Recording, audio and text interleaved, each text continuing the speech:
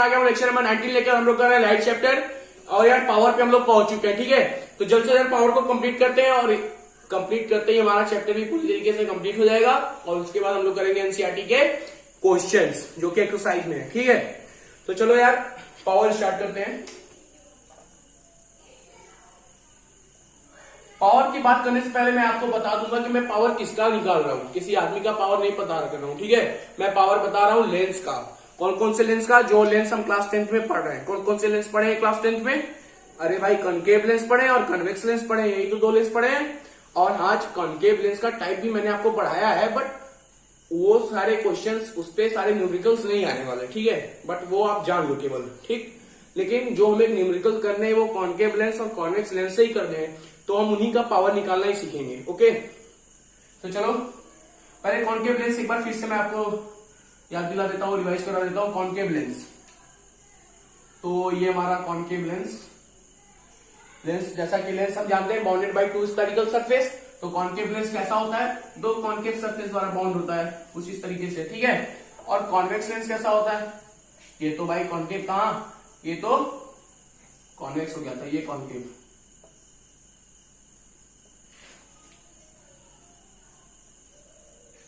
और convex lens की अगर हम बात करें तो कॉन्वेक्स लेंस कैसा होता है? Bounded by two concave surface, two convex surface, okay. कोई डाउट तो नहीं है? चलो तो यार हम इन्हीं दोनों लेंस का पावर निकालना सीखेंगे, ठीक है। उसके पहले मैं आपको बता देता हूं, अगर आप रे डायग्राम अच्छे से बनाए कॉन्वेक्स लेंस का और कॉनकेव लेंस का, ठीक है, तो आपने एक चीज यहाँ पे नोटिस किया होगा कि यार कॉनकेव लेंस हो चाहे कॉन्वेक्स लेंस, ये दोनों लेंस एक काम कर रहे हैं कि जो इंसिडेंट रे हमारी जा रही है उसे ये डेविएट करा रहे हैं, ठीक है। मतलब उसके एक्चुअल पाथ, उसका जो एक्चुअल पाथ है उससे ये कुछ एंगल इसे शिफ्ट कर दे रहे हैं। अभी मैं आपको समझा देता हूं। जैसे कि ये कॉन्वेक्स लेंस है हमारा, अगर इंसिडेंट रे इस तरीके से जा रहा है इस पे, तो इसका एक्चुअल पाथ तो ऐसा होना चाहिए कुछ नीलू भाई के डायरेक्शन में, ठीक। बट ये ऐसे ना जाके क्या क्या कर दे रहा है, कुछ डेविएट हो जा रहा है, कुछ एंगल ये डिफ्लेक्ट हो जा रहा है, ओके। और जो हमारा ये कॉनकेव लेंस है वो भी कुछ ऐसा ही काम कर रहा है। अगर हमारा इंसिडेंट रे कुछ इस तरीके से है तो इसका एक्चुअल पाथ कैसा होना चाहिए? नीलू भाई की तरह होना चाहिए। बात समझ में आ रहा है? बट ये ऐसे ना होके कैसे हो जा रहा है? ऐसे हो जा रहा है। मतलब ये भी कुछ एंगल शिफ्ट हुआ, समझ में तो आया। चाहे हमारा कॉनकेव लेंस हो चाहे कॉन्वेक्स लेंस, काम तो ये दोनों कर रहे हैं क्या कि इंसिडेंट रे का एक्चुअल पाथ ये बदल दे रहे हैं, उसे कुछ एंगल शिफ्ट करा दे रहे हैं, या तो डाइवर्ज कर रहे हैं या तो कन्वर्ज कर रहे हैं, ओके। तो हम इन्हीं के बारे में पढ़ेंगे और पावर कुछ इसी से रिलेटेड भी है, ओके। तो चलो यार, अगर आपको समझ में आया है, समझ में तो आ रहा है ना, समझ में आ रहा है ना? चलो जी, तो चलो यार अब हम लोग पावर का डिफिनेशन लिख लेते हैं कि पावर का डिफिनेशन होता क्या है, ठीक है। तो यार होता क्या, अभी तक मैंने आपको समझा दिया कि जो हमारा कॉनकेव लेंस होता है चाहे कॉन्वेक्स लेंस, दोनों एक ही काम करते हैं। एक जो है वो इंसिडेंट रे को डाइवर्स कर देता है और एक जो है इंसिडेंट रे को कन्वर्स करता है। बट दोनों ही क्या करते हैं, लेंस दोनों ही जो लेंस है वो इंसिडेंट रे के एक्चुअल पाथ से कुछ उसे डेविएट कराते हैं, या तो लार्जर एंगल से या तो स्मॉलर एंगल से, ठीक है। ये बात तो समझ में आ गया, ठीक है। पावर का डिफिनेशन लिख लेंगे और हमारा ये चैप्टर खत्म हो जाएगा, ठीक है। तो पावर में आपको मैंने अभी पीछे बात बताया कि चाहे हमारा कॉनकेव लेंस हो भाई, चाहे मेरा कॉनकेव लेंस हो, काम तो दोनों एक करते हैं क्या कि इंसिडेंट रे के एक्चुअल पाथ से उसे डेविएट कराते हैं। कोई क्या करता है कि डाइवर्स कर देता है, कोई कन्वर्ज कर देता है। ये तो बात समझ में आ गया आपको फिगर से, और मैंने एंगल भी बता के दिखा दिया था, इसी को एंगल ऑफ कन्वर्जेंस या एंगल ऑफ डाइवर्जेंस बोलते हैं, ठीक। तो पावर जो होता है वो क्या होता है कि it is defined as a degree of convergence और divergence. What is power? It is defined as a degree of convergence और डाइवर्जेंस कॉज्ड बाय लेंस, ठीक है। पावर का डिफिनेशन तो समझ में आ गया। क्या मैंने बोला कि डिग्री ऑफ डाइवर्जेंस और convergence caused by lens. What is power? Degree of divergence और कन्वर्जेंस कॉज्ड बाय लेंस। तो हम लोग इसका डिफिनेशन लिख लेंगे आराम से। डिग्री ऑफ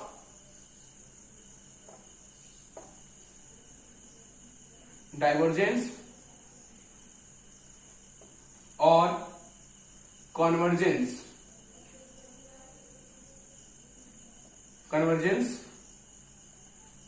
कॉज्ड बाय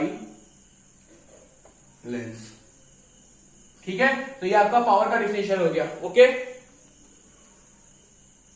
तो याद हो तो भाई समझ में आ गया इसका डिफिनेशन क्या होता है। What is power? Degree of convergence और divergence caused by lens is called power, ठीक है।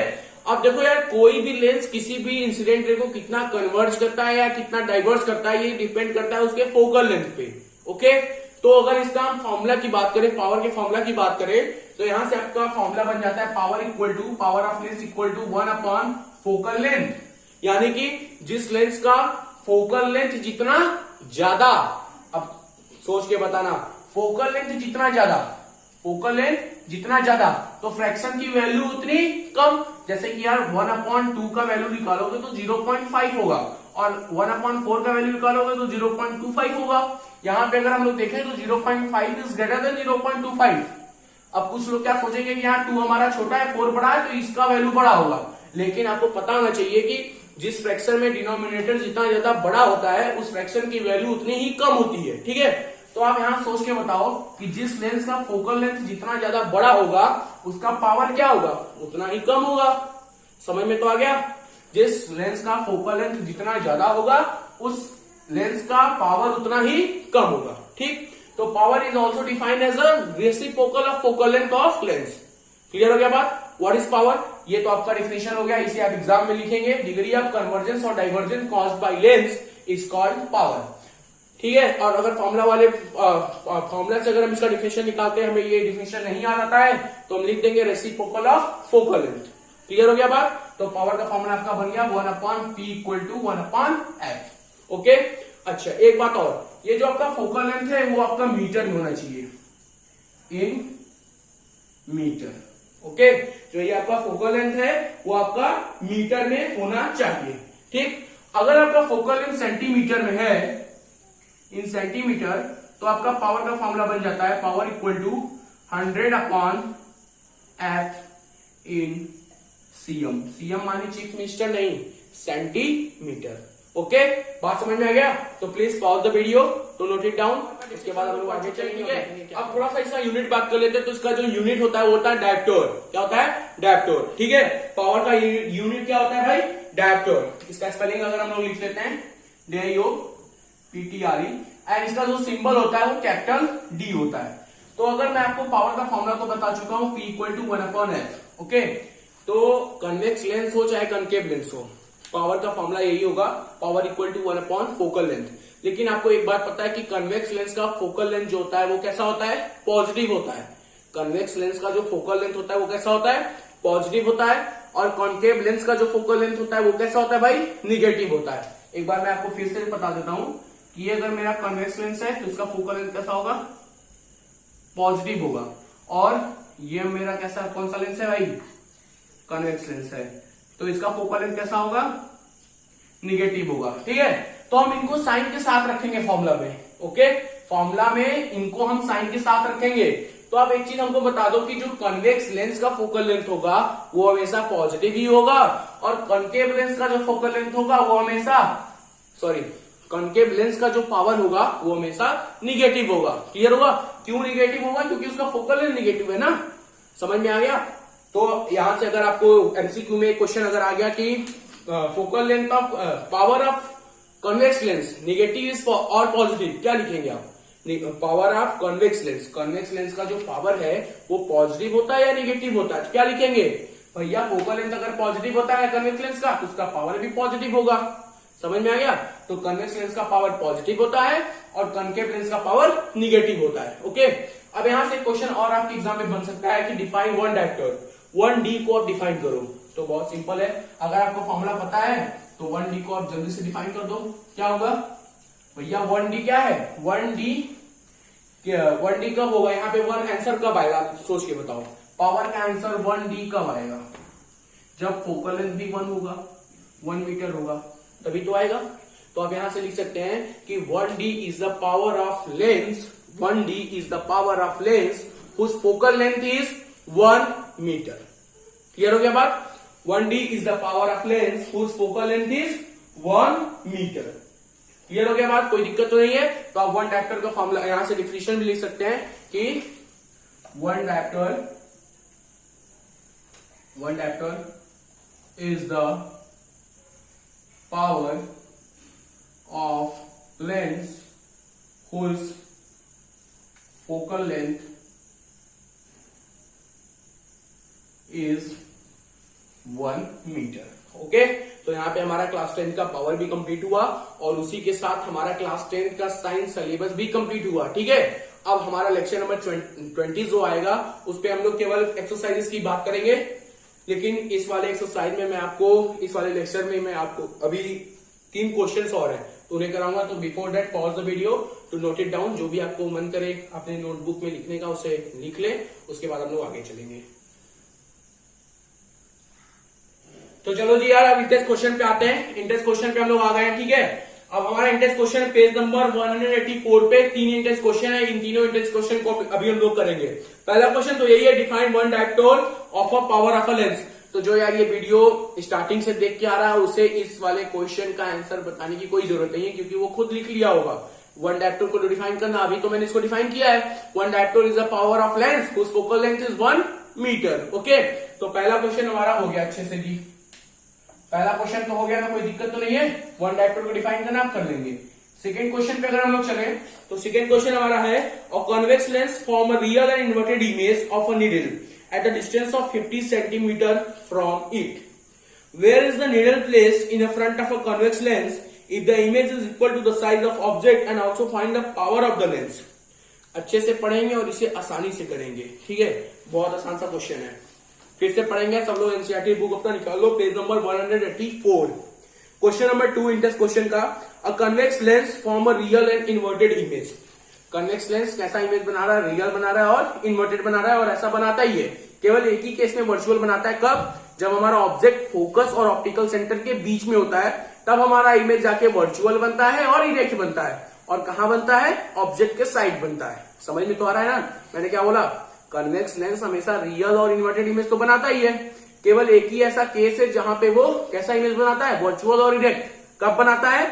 जब हमारा ऑब्जेक्ट ऑप्टिकल सेंटर और फोकस के बीच में होगा। कोई दिक्कत तो नहीं है? चलो जी, तो बात तो सही बोल रहा है कि कन्वेक्स लेंस है जो कि रियल और इन्वर्टेड इमेज बना रहा है। किसका? नीडल का।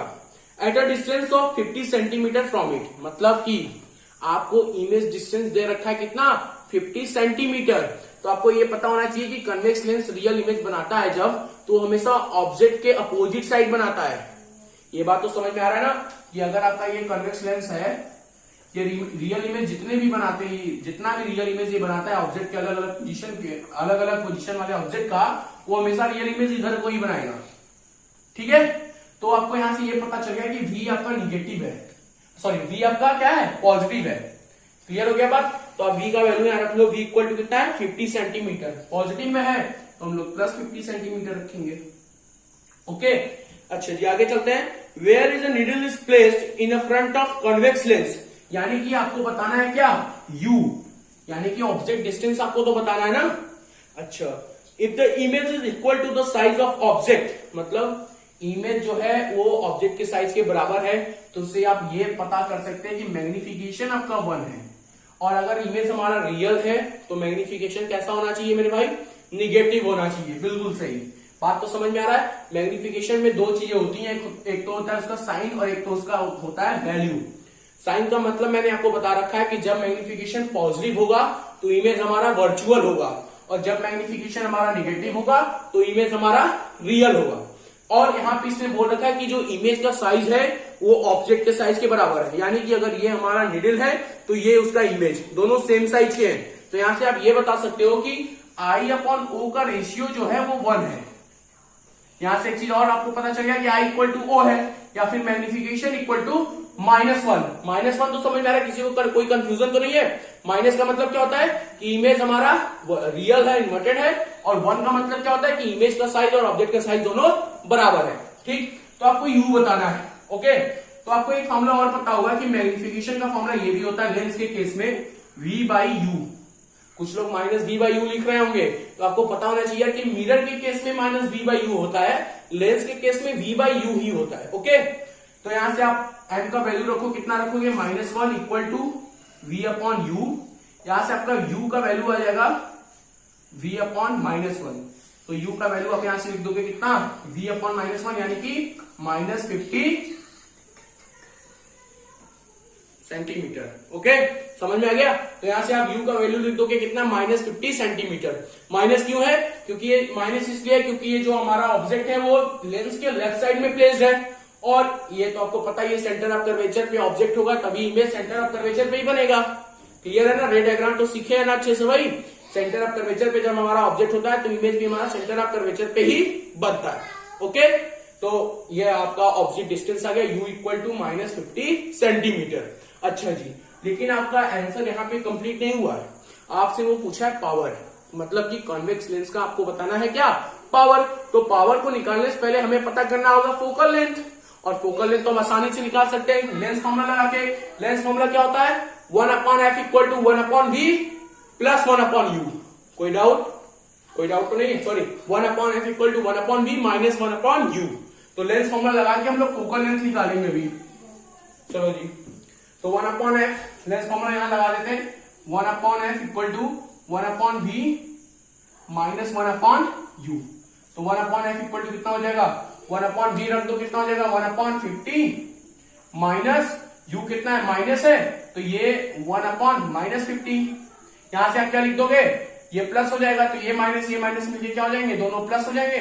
तो इसको आप लिख सकते हो आराम से 1/2/50। यहां से आपका f का वैल्यू आ जाएगा कितना, 25 सेंटीमीटर। और जी आप देख लो कि f जो है हमारा है पॉजिटिव आया है, और ये हम बात अच्छे से जानते हैं कि कन्वेक्स लेंस का जो फोकल लेंथ होता है वो हमेशा पॉजिटिव होता है, और यहाँ पे भी हमारा है पॉजिटिव आया कितना, 25 सेंटीमीटर। तो हम तो आंसर चेक भी करते चल रहे हैं और करते भी आ रहे हैं, और हमें कॉन्फिडेंस भी है कि हमारा आंसर सही है। ठीक है, क्योंकि आप जान रहे हैं कन्वेक्स लेंस का जो फोकल लेंथ होता है वो पॉजिटिव होता है, और वैसा ही यहाँ पे हमारा आया है। अब आप पावर निकालो, पावर का फॉर्मूला जल्दी बता दो। पावर इक्वल टू, जल्दी से कमेंट सेक्शन में जाओ, कमेंट करो पावर का फॉर्मूला कितना होता है, 1/f। क्लियर है, f का वैल्यू आपको पता चल गया +25, तो p इक्वल टू कितना हो गया, 1/25। इसे सॉल्व कर दो। चलो यदि इसे सॉल्व कर देते हैं तो ऊपर हम 100 से मल्टीप्लाई कर देते हैं, नीचे भी 100 से मल्टीप्लाई करते हैं। ओके, तो ये आ गया 25 से कम 25, 25 चौके 100, 25 4 जा 100।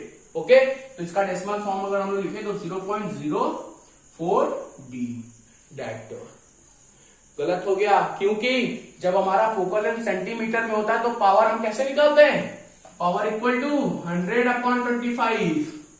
यही तो मैं आपका चेक कर रहा था कि आप कहीं गलत तो नहीं कर रहे हैं। यहाँ पे आप क्या करेंगे, 100/25। ओके, तो आपका यहाँ पे कितना आंसर आ जाएगा, 4 डायरेक्टर।